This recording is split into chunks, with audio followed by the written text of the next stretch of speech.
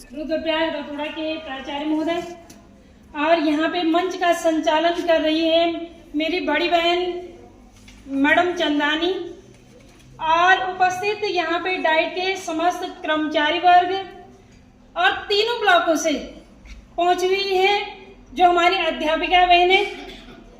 आप सभी को मैं महिला दिवस की ढेर सारी शुभकामनाएं देती हूँ और साथ साथ यहाँ पे महिला दिवस की ढेर सारी शुभकामनाएं विशेष रूप से सभी महिलाओं को महिला दिवस की शुभकामनाएं हैं। पर शुभकामना देती हूँ अपनी अध्यापिका राजेश्वरी चंद्रवाल जी को, जो मैं प्राइमरी में प्राथमिक जो शिक्षा है मैंने अपनी अध्यापिका से ग्रहण की है। तो आपको भी मंच के माध्यम से ढेर सारी शुभकामनाएं, क्योंकि आपने हमें इतना सशक्त बनाया है कि आज हम इस मंच पे खड़े हो पा रहे हैं। तो मैं आपको इस मंच के माध्यम से चरणवत प्रणाम करती हूँ। कहते हैं कि जब नारी में शक्ति है सारी, जब नारी में शक्ति है सारी, तो नारी को क्यों कहें बेचारी। तो मैं आप लोगों के सामने अपने बारे में बताना चाहूंगी कि मेरे पति की मृत्यु 2013 में हो चुकी थी और मेरे छोटे छोटे बच्चे यानी कि तब 8-9 साल के थे और प्राइवेट नौकरी उनकी थी। अगर सरकारी नौकरी होती तो कुछ बच्चों को अन्य लाभ भी मिलता। और मैं अपने इस मंच के माध्यम से उन माता पिता को धन्यवाद देना चाहती हूँ, उन माता पिता को प्रणाम करना चाहती हूँ जिन्होंने हमें इतना सशक्त बनाया और आज जो महिला दिवस के रूप में एक सशक्त महिला के रूप में आप लोगों के सामने मैं यहाँ पे उपस्थित हूँ। तो मैं आप लोगों को फिर नमन करना चाहूंगी जो हमारे राजा राम मोहन राय हुए हैं जिन्होंने सती प्रथा का अंत किया है। इस मंच के माध्यम से आपको पता है कि मैंने पहले ही बता दिया कि मेरे पति तो 2013 में उनकी डेथ हो गई है। आज अगर ये 1829 में ये कानून पारित ना होता तो शायद मैं इस मंच पे नहीं होती, क्योंकि तब सती प्रथा में जब पति की मृत्यु हो जाती थी तो पत्नियों को जिंदा जलाया जाता था। और आज जब वो प्रथा का अंत हुआ तो मैं वही महिला हूँ जिसका भी मतलब अगर वो प्रथा ये कानून नहीं बनते तो मैं इस मंच पे नहीं होती। तब तो जिंदा जलाने वाली नौबत आ गई थी। तो मैं आप शिक्षिका बहनों से, क्योंकि आप विद्वान हैं, मैं आपको इस मंच के माध्यम से क्योंकि आप समाज के निर्माता हैं, मतलब समाज का जो निर्माण करता है आपके क्षेत्र में जहाँ जहाँ आप विद्यालयों में होंगी, कुछ बहुत निम्न वर्ग के होते हैं, कुछ ठीक ठाक होती हैं, कुछ का अपना अपना दिमाग भी होता है बच्चों का, और आप लोग तो अभिभावकों से भी जुड़ी हुई होती हैं।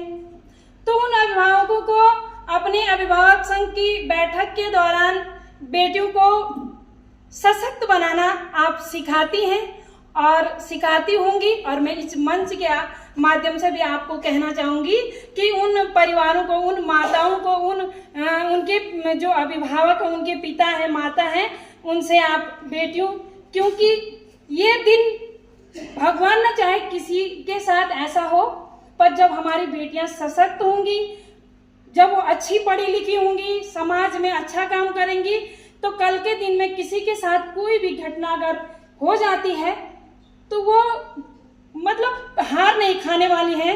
और ऐसी बेटी मैं आपके सामने हूँ कि कम से कम मैं 2013 से इतने छोटे छोटे नाबालिगों को पाल करके और एक प्राइवेट विद्यालय में मैं पढ़ाती भी हूँ। और उसी स्कूल से अभिभावकों का हमारे एक दूसरे से मतलब अच्छा संबंध रहा।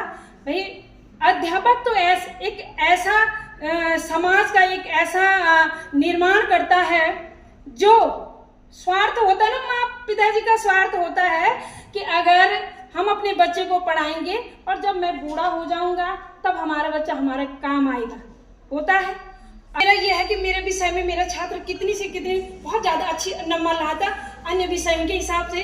तो मतलब वहाँ पे हमारे कॉलर खड़े होते हैं कि यार हमारे जो छात्र हैं तो हमें अब वो वहाँ से 10 पास करके जाएगा, 12 पास करके जाएगा, आगे जाके वो क्या बनता है, कैसा बनता है, तो हमें उससे कोई स्वार्थ नहीं है। हमें ये है कि हम पढ़ा रहे हैं और जिस विषय को हम पढ़ा रहे हैं कल के दिन में उसने हमें कुछ देना है नहीं, कुछ नहीं। आई बात नारियों पे, आप लोग तो और भी सशक्त नारियां हैं। सुबह 4 बजे 5 बजे उठती हैं, बच्चों को आप ही के साथ के, अगर आप में से आपके पति भी सरकारी नौकरी में होंगे या बाहर कहीं भी होंगे, तो आप लोगों का काम है रोटियां बनाना, बच्चे का टिफिन तैयार करना, अपने लिए भी, और साथ साथ आपको स्कूल के लिए तैयार होना है, समय पे विद्यालय जाना है। और खास करके हमारी जो पहाड़ की नारियां हैं वो और भी सशक्त हैं इस मामले में, घर बार भी देखना है। और आपके लिए एक घरवाली में 2 लाइनें गीत के माध्यम से बोलूंगी मैं। प्रीत की कुंगली डोर बिछी, प्रीत की कुंगली डोर बिछी, पर्वत जन कठोर बिछी, पर्वत जन कठोर बिछी, हमारा पहाड़ों की नारी बेटी बारी, बेटी बारी पहाड़ों की बेटी बारी। और दूसरी बात मैं ये बोलना चाहूंगी कि जो नारियां हैं, इन हम ही नारियों से पुरुष ने भी जन्म लिया है। और नारी केवल शक्ति ही नहीं, स्नेह और सहनशीलता की मूर्ति भी होती है। मैं अपनी बात कर रही हूँ, कितने दुख से है, कितना क्या हुआ होगा समाज में। और अक्सर जो हमारे समाज में जिन महिलाओं के पति नहीं रहते हैं, अभी यहाँ पे हमारी जो खत्री मैडम आ रखी थी, तो समाज में क्या होता है, उन महिलाओं पे ज्यादा नजर होती है समाज की। आप भला मानो या बुरा मानो, लोगों को ये लगता है कि शायद इस महिला का पति नहीं है, वो पता नहीं चली तो गई है, पर पता नहीं ये कहाँ जा रही है, क्या जा रही है। हमें पता है कि हम कहाँ जा रहे हैं। हमें भी तो समाज में भाई हमारे पहले से ही पुरखों के हिसाब से ये है कि जहाँ पे बेटी को दिया जाता है तो बहुत उस तरीके से हमने तो 2-2 परिवारों की मान और सम्मान हम एक महिला के द्वारा होता है कि हमें 2 परिवारों की इज्जत का सवाल है हम पे। हम क्यों चलेंगे, पर समाज की मानसिकता ऐसी है कि हो सके इनके साथ पुरुष नहीं है तो ये कहाँ है, क्या है। तो आप यहाँ पे चंदानी मैडम का मुझे मार्गदर्शन हर समय मिलता रहता है और काफी उनसे हमें बहुत कुछ सीखने को भी मिला है।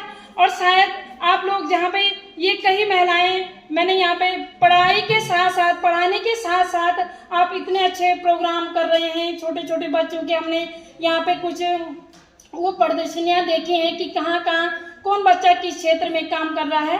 हर क्षेत्र महिलाओं के लिए एक नहीं, वो 36 काम करती हैं। और मैं एक महिला ये भी हूँ कि ब्लॉक अगस्त्यमुनि का कार्यभार भी मैंने संभाला हुआ है और एक प्राइवेट विद्यालय में नवजोत पब्लिक स्कूल नगरासू में हिंदी विषय में भी हूँ। और साथ साथ मैंने अपने खेतों का काम भी नहीं छोड़ा है। खेतों का काम मैंने इसलिए नहीं छोड़ा है, खेतों का काम मैंने इसलिए नहीं छोड़ा है कि जब लॉकडाउन का समय हुआ तो सारी दुनिया, जो महिलाएं हमारे, जो भाई प्राइवेट जॉब भी कर रहे हैं, उनके बाल बच्चे बाहर थे, बाद में वापस उनको आना पड़ा। एक समय ऐसा है कि जब मेरे हस्बैंड की मृत्यु हो गई थी तो मेरे पास कोई ऑप्शन भी नहीं था, स्कूल थी और वो खेत थे। तो जब मैं प्रमुख भी बनी तो मैंने कहा नहीं, जितना मैंने अपने लिए ये पैसा कमाया उसके साथ साथ मेरे इन खेतों से भी मेरे बाल बच्चे इतने अच्छे तरीके से, मुझे किसी के बाहर भीख मांगने की जरूरत नहीं हुई। तो मैंने आज भी देखा कि इन खेतों से मेरे बच्चे पले हैं, तो मैंने उनको भी नहीं छोड़ा है। क्योंकि ब्लॉक में जाना हमेशा होता है नहीं, स्कूल में भी जैसे कभी संडे है, कभी हॉलीडे है, छुट्टियां होती रहती हैं। शाम को जैसे दिन का है तो दिन में हमारे, और दालें जैसे अनाज, कई प्रकार, कई लोग ऐसे होते हैं नौकरी के भरोसे ही जब महीने में वेतन आएगी उसी भरोसे चलते हैं कई लोग। अब मैं अपनी बात कर रही हूँ, मैंने इसलिए नहीं छोड़ा कि मेरे बच्चे, उनसे आज मैं प्रमुख बन गई हूँ तो मैं उन खेती को भी नहीं भूलती हूँ। और मैं समाज की महिलाओं को ये अपने माध्यम से भी ये प्रेरणा देना चाहती हूँ कि सब कुछ संभव है, सब कुछ संभव है, हम बहुत कुछ कर सकते हैं। और ज़्यादा न कहते हुए मैंने आप लोगों से एक बात और पूछना चाहूँगी। पुरुष समाज जो यहाँ पे बहुत कम बैठा हुआ है, कि उन परिवारों से पूछो आप जिन परिवारों में एक महिला की भूमिका इस समाज में इतनी है कि आप उन परिवारों से पूछो जिस परिवार में किसी पुरुष की पत्नी नहीं है। उन परिवारों को पूछो, उन बच्चों को देखो जिस परिवार जो बच्चे नाबालिग छूट गए हैं उनकी माँ नहीं है। तो यानी कि एक महिला का इतना बड़ा रोल इस समाज में है।